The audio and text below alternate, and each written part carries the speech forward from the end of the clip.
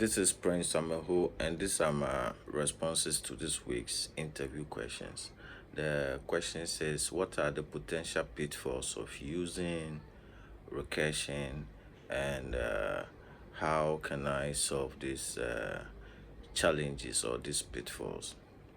First, recursion is a powerful technique, but it doesn't come with it also comes with some important pitfalls, and the first pitfall is stack overflow.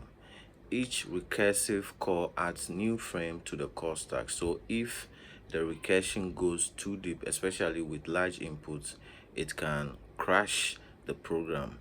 And this often happens when the base case is incorrect or when the problem size doesn't shrink fast enough.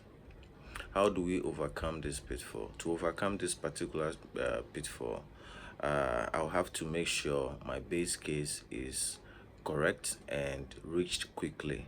I also have to limit my recursion depth, and I also have to replace recursion with an iterative approach, thereby using loops, or I can also use an explicit stack, and this usually are safer for large input.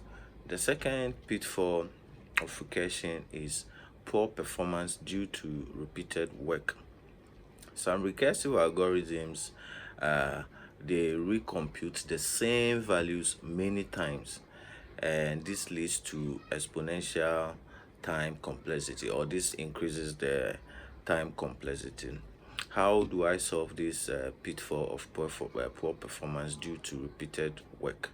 I can solve this by using a memoization to store and reuse previously computed results, or I can also switch to dynamic programming or use an iterative solution that avoids repeated calculations altogether. And once I do this, I should be able to solve that particular pitfall.